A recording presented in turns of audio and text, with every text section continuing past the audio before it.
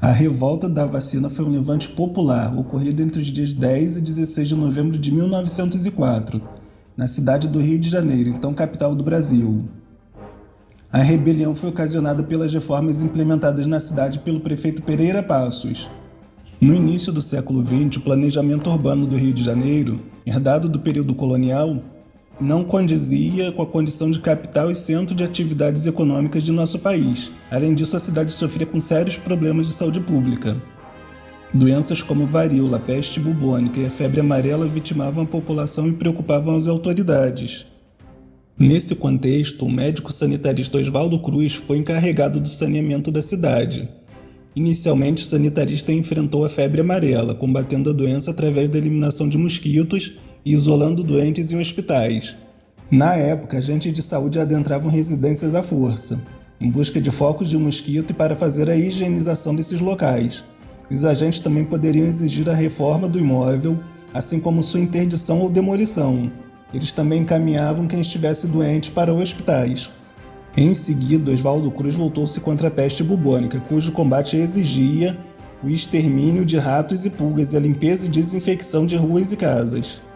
O governo anunciou que pagaria a população por cada rato que fosse entregue às autoridades. Buscando uma renda extra, parte da população passou a criar esses roedores. Devido às fraudes, o governo suspendeu a recompensa pela apreensão de ratos. O combate à varíola, por sua vez, deveria ser realizado através da vacinação em massa da população. No dia 31 de outubro de 1904, foi aprovada uma lei que tornava a vacina contra a varíola obrigatória em todo o território nacional. Enquanto políticos governistas argumentavam que a imunização era imprescindível para a saúde pública, os políticos de oposição consideravam que os métodos de aplicação do decreto eram truculentos e que o soro aplicado era pouco confiável. A campanha de saneamento realizava-se de forma autoritária, residências eram invadidas e vasculhadas. O governo falhou no aspecto da comunicação. Oswaldo Cruz escrevia artigos de jornal que detalhavam como a vacina funcionava e os seus efeitos positivos, mas a grande maioria da população era analfabeta. Os críticos do médico tiravam proveito disso, eles publicavam charges em jornais, compunham marchinhas e espalhavam boatos para ironizar suas iniciativas. No Senado, o maior opositor do projeto foi o tenente-coronel Lauro Sodré, enquanto na Câmara destacou-se o Major Barbosa Lima, ambos militares positivistas e florianistas. Após a aprovação do projeto de lei, foi fundada, em 5 de novembro, a Liga contra a Vacina Obrigatória, em reunião presidida por Lauro Sodré e Vicente de Souza, no Centro das Classes Operárias. A reunião contou com a presença de 2.000 pessoas. A oposição, por sua vez, buscou dar à campanha contra a imunização um tom moralista, explorando a ideia da invasão do lar e de ofensa à honra do chefe de família, quando se obrigava sua esposa e filhas a se despirem diante de estranhos para receber a vacina. Agitadores incitavam a massa urbana a enfrentar os funcionários da saúde pública, que, protegidos pelos policiais, invadiam as casas e vacinavam as pessoas à força. Os mais radicais pregavam a resistência à bala, alegando que o cidadão tinha o direito de preservar o próprio corpo e não aceitar aquele líquido desconhecido. Entre os populares havia grande receio sobre o soro que lhes era aplicado. Somando-se aos problemas de moradia e o elevado custo de vida, o descontentamento se generalizou. No dia 9 de novembro de 1904, foi publicado no jornal A Notícia do Rio de Janeiro um plano de regulamentação da aplicação da vacina obrigatória. Após a publicação, houve reação violenta por parte da população, e já em 10 de novembro, dia seguinte à publicação, manifestantes tomaram a Rua do Ouvidor, a Praça Tiradentes e o Largo de São Francisco.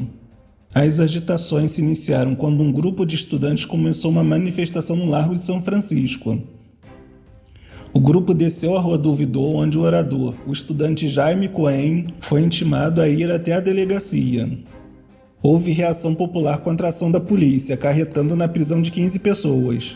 Do dia 10 até o dia 16 de novembro, protestos intensos aconteceram em vários pontos da cidade, e o centro do Rio de Janeiro foi transformado numa praça de guerra, com bondes sendo derrubados, edifícios vandalizados, lampiões da iluminação pública destruídos e muita confusão na Avenida Central, a atual Avenida Rio Branco.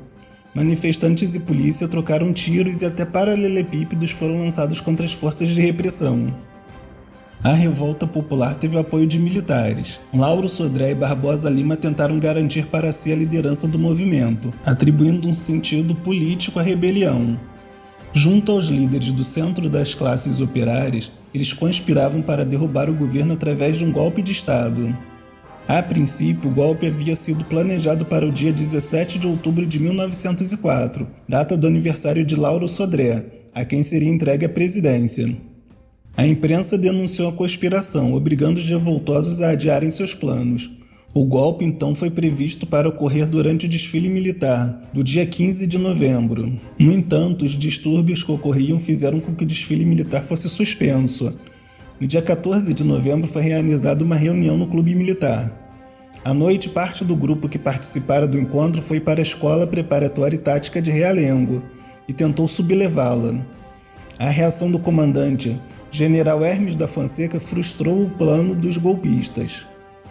E já o outro grupo, comandado por Lauro Sodré, sublevou a Escola Militar da Praia Vermelha, sem encontrar maiores dificuldades. Avisado sobre a rebelião, o governo concentrou tropas no entorno do Palácio do Catete e mandou um contingente enfrentar o motim, que se pusera em marcha com cerca de 300 cadetes. As duas tropas se encontraram e trocaram tiros na Rua da Passagem, que estava inteiramente às escuras em razão dos lampiões que foram quebrados pelos manifestantes. Durante o confronto, parte das tropas do governo passou para o lado dos golpistas. Após a debandada, aliados aconselharam o presidente que se retirasse para um navio de guerra ancorado na Baía de Guanabara e de lá organizasse a resistência, mas Rodrigues Alves recusou a proposta. Em seguida, foi noticiado que os cadetes haviam recuado e regressado à escola militar. Na manhã do dia 15, os rebeldes se entregaram sem resistência e foram detidos. No dia 16, foi decretado estado de sítio e a suspensão da vacinação obrigatória.